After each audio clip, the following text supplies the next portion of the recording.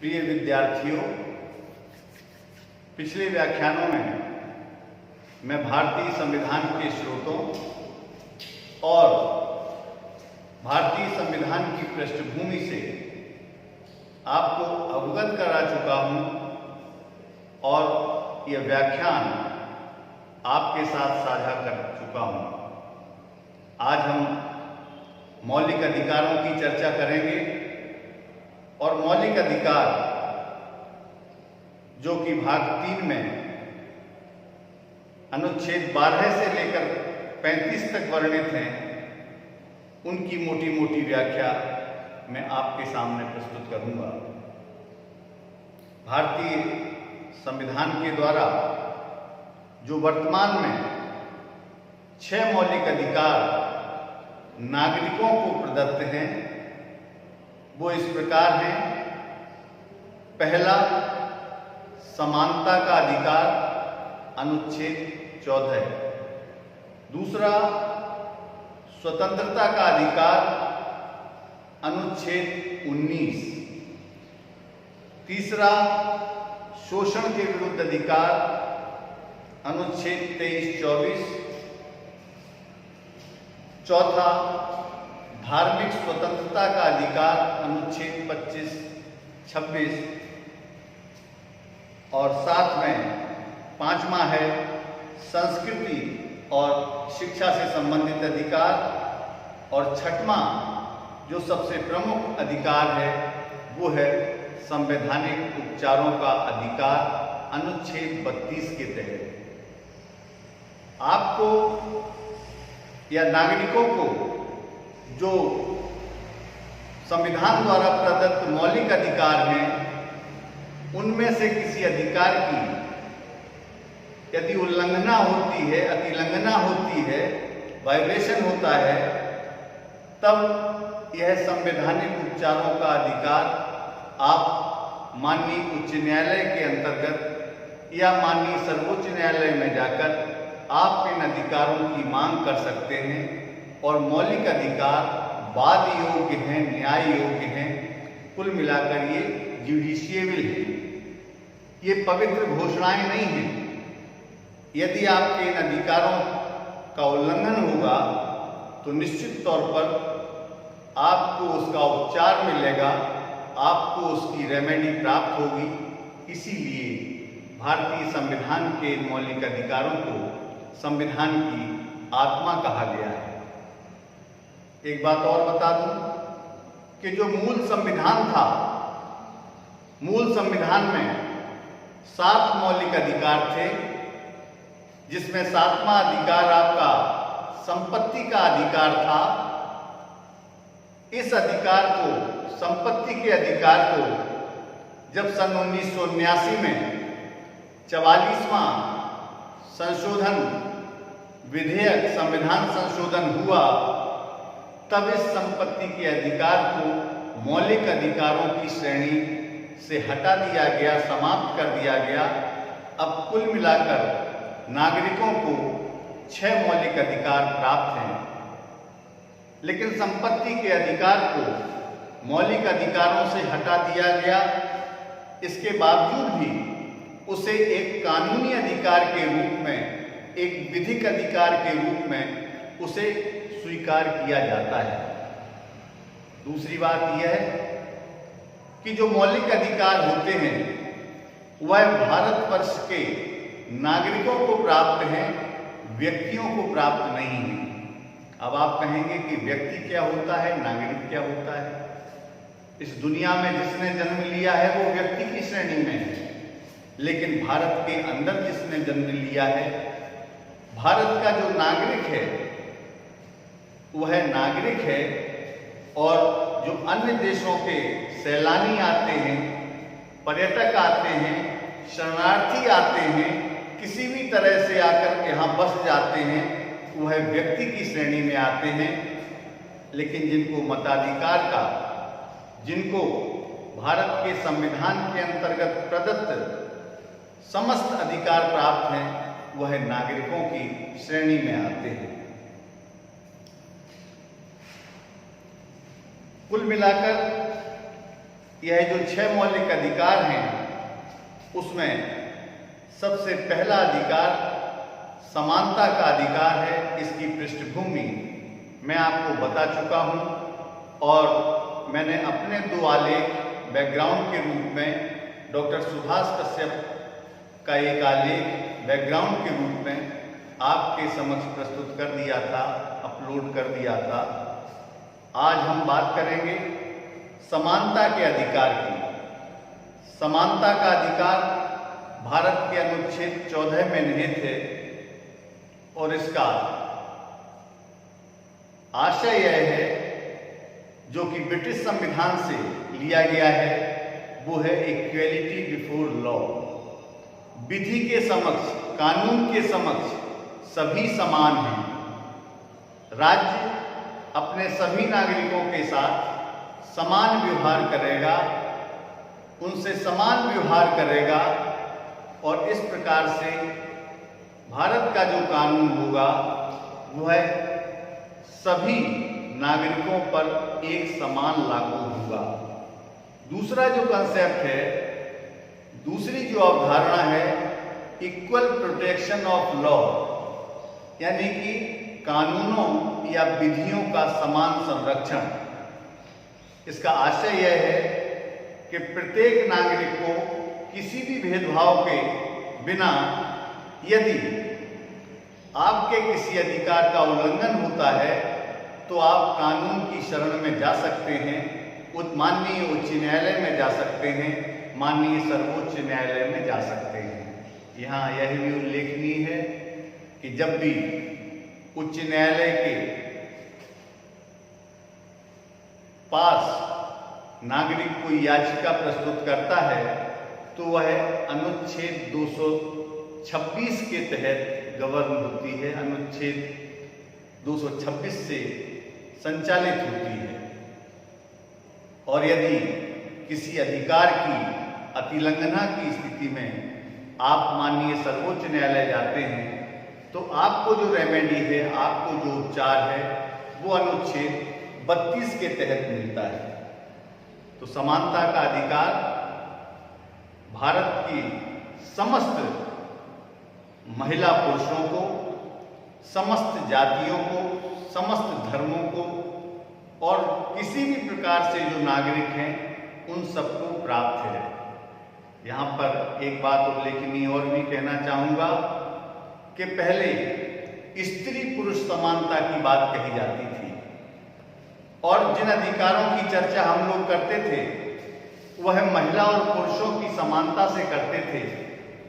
जिस दिन से संविधान लागू हुआ उस दिन से हिंदुस्तान के अंदर महिलाओं और पुरुषों को समान रूप से मताधिकार प्रदान किया गया, यानी कि वोट देने का अधिकार प्राप्त हुआ। लेकिन एक तीसरा भी जेंडर है, एक तीसरा भी लिंग है जिसे 15 अप्रैल 2014 को माननीय सर्वोच्च न्यायालय ने स्वीकार किया कि किन्नर भी समान समाज के एक अंग हैं।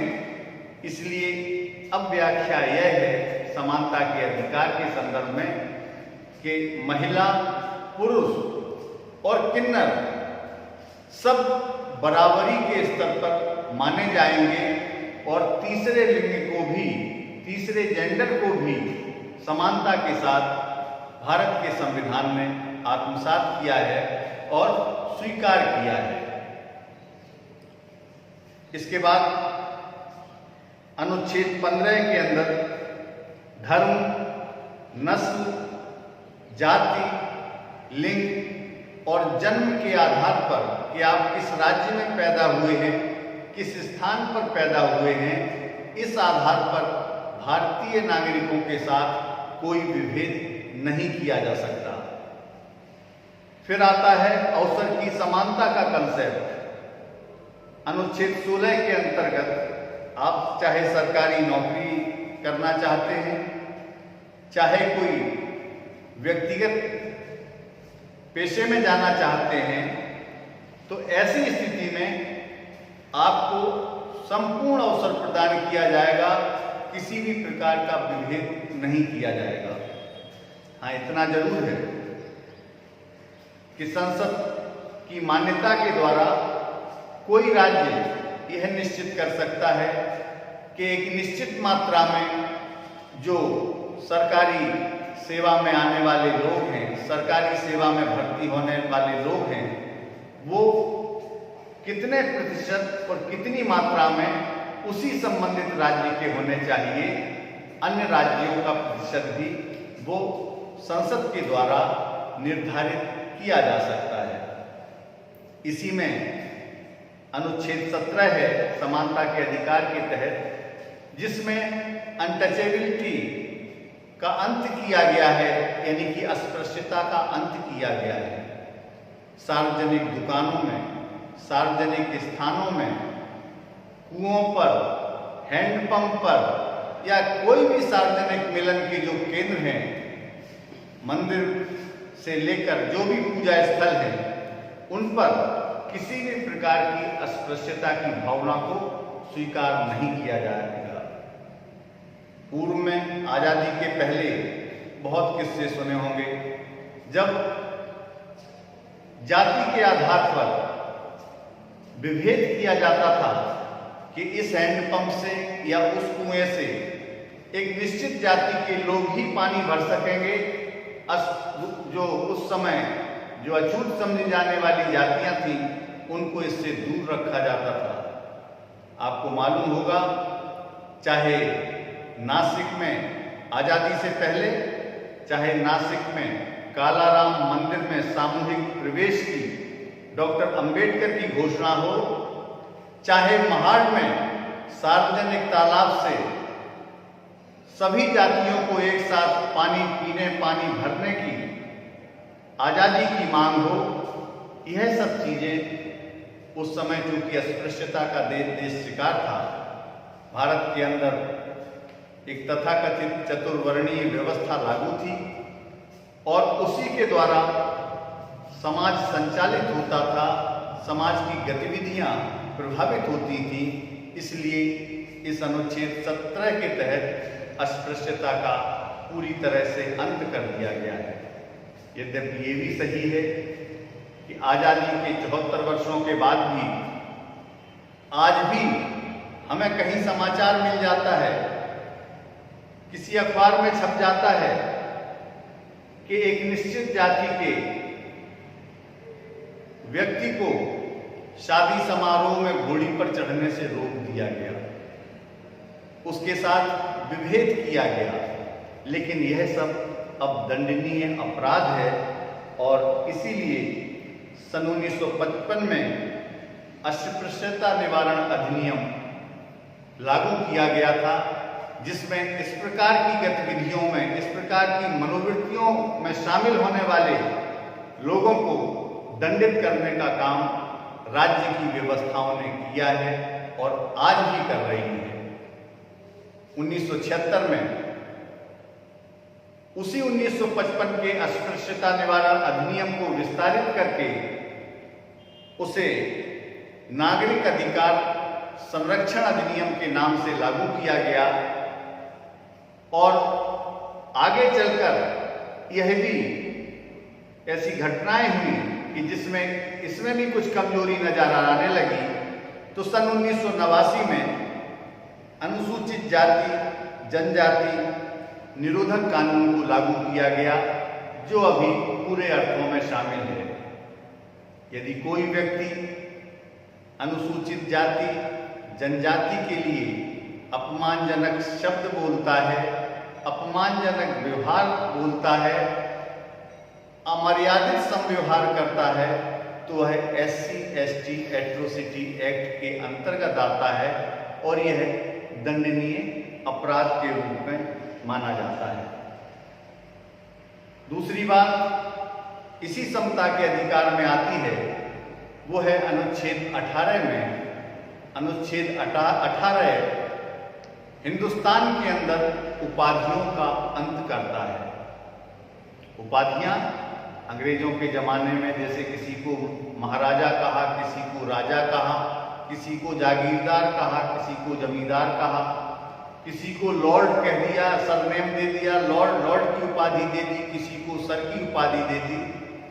ये जो उपाधियां हैं, इन उपाधियों का अनुच्छेद 18 के तहत, समता के अधिकार के तहत अंत कर दिया गया है।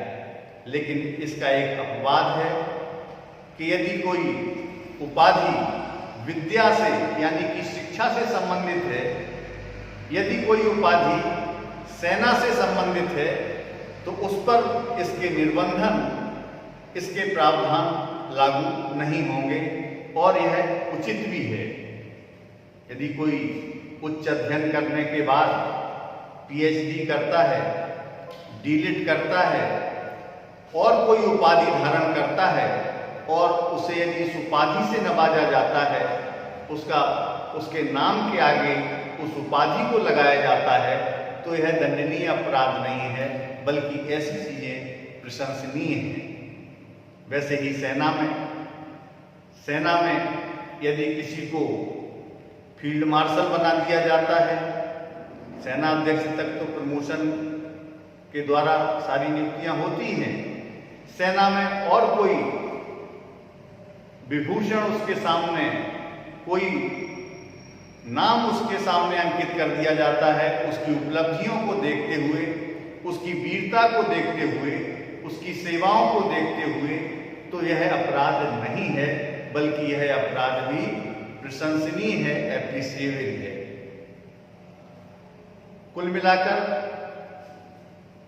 उपाधियों के अंत के संदर्भ में एक विवाद उत्पन्न हुआ था, संविधान की रचना के समय भी हुआ था और 1975 में जब गैर कांग्रेसी सरकार आई, सत्ता का परिवर्तन हुआ, तब भी एक विवाद हुआ था कि जैसे भारत सरकार भारत रत्न, पद्म विभूषण, पद्म भूषण और पद्मश्री आदि उपाधियां विशिष्ट लोगों को अलंकृत करती हैं, तो ये उपाधियां भी बंद होनी चाहिए।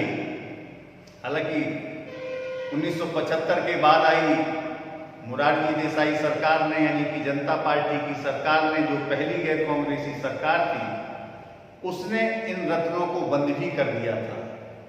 2-3 साल के लिए भारत रत्न, पद्म विभूषण, पद्मश्री, पद्म भूषण आदि उपाधियां बंद रही, लेकिन बाद में सर्वोच्च न्यायालय ने यह मत अभिनिर्धारित किया कि यह उपाधियां यदि विवेक युक्त हैं, युक्त हैं और इनकी आवश्यकता समाज को है, राष्ट्र को है, तो इन उपाधियों से व्यक्तियों को वंचित नहीं किया जाना चाहिए। यदि कोई विदेशी राष्ट्र अपने राष्ट्र के किसी व्यक्ति को किसी उपाधि से नवाजना चाहता है, प्रदान करना चाहता है, तो भी उसे भारत सरकार की अनुमति लेनी पड़ेगी। ऐसे तमाम उदाहरण हैं। जब सीमांत गांधी को हमने किसी उपाधि से नवाजा, खान अब्दुल गफ्फार खां सीमांत गांधी के नाम से जाने जाते थे, जो भारत और पाकिस्तान के विभाजन के विरोधी थे। आज भी कई विदेशी नायकों को हम भारत रत्न से नवाजते हैं या फिर हम उन्हें किसी अन्य उपाधि से नवाजते हैं, तो यह कोई अपराध नहीं है, बल्कि यह सब संविधान के अंतर्गत युक्त है, उचित है और किसी भी तरह से समता के अधिकार का उल्लंघन नहीं है। समानता की अवधारणा सामाजिक जीवन की वो परिस्थितियां हैं जिनके बिना कोई भी व्यक्ति अपने व्यक्तित्व का विकास नहीं कर सकता। इसीलिए भारतीय संविधान के अंतर्गत दिए गए ये मौलिक अधिकार भारतीय संविधान के मैग्ना कार्टा हैं, जो भारत के समस्त नागरिकों के लिए उनके आर्थिक, सामाजिक, चारित्रिक, नैतिक, शैक्षणिक, सांस्कृतिक और मानवीय समस्त मूल्यों के लिए, उनके प्रचार के लिए, उनके प्रसार के लिए, उनके विस्तार के लिए और उनके मनोबल को प्रोत्साहित करने के लिए नितांत आवश्यक है। इन सब चीज़ों को मैं लिखित रूप में, जैसे कि स्मरणीय बिंदु होते हैं, कई चीज़ें जो व्याख्यान में होती हैं आप लोगों के स्मृति पटल पर नहीं रह पाती, तो इसलिए मैं इसके साथ जो स्मरणीय बिंदु हैं उनको भी इस व्याख्यान के साथ अपलोड करता रहा हूँ, अभी भी कर रहा हूँ और आगे भी करूँगा। आपकी जो जिज्ञासा होगी, आपके जो कमेंट आएंगे, आपकी जो टिप्पणी होगी, उन सब का समाधान करने के लिए हम किसी भी माध्यम से सदैव तत्पर हैं। बहुत बहुत धन्यवाद।